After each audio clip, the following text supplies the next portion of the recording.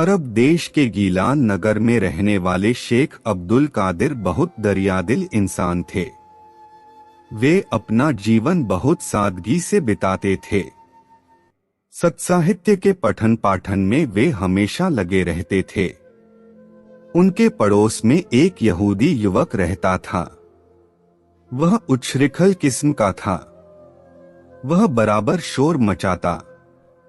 इससे शेख कादिर की इबादत में बाधा पड़ती। उन्होंने एक बार उस युवक से कहा, मैं जब इबादत करता हूँ कम से कम उस वक्त तो शोर न मचा। उस युवक का जवाब था, मैं अपने घर में क्या करता हूँ इससे किसी को क्या मतलब है। कुछ दिनों बाद शेख साहब ने महसूस किया कि उनके पड़ोस से शोरगुल की आवाजें नहीं सुनाई दे रहीं।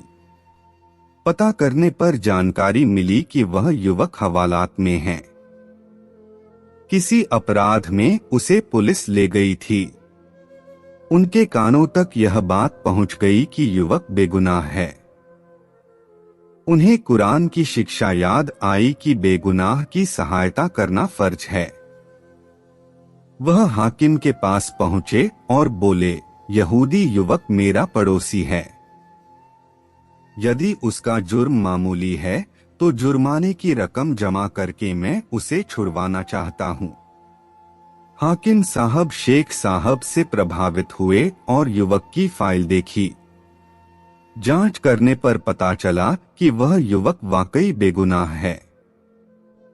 उसे रिहा कर दिया गया।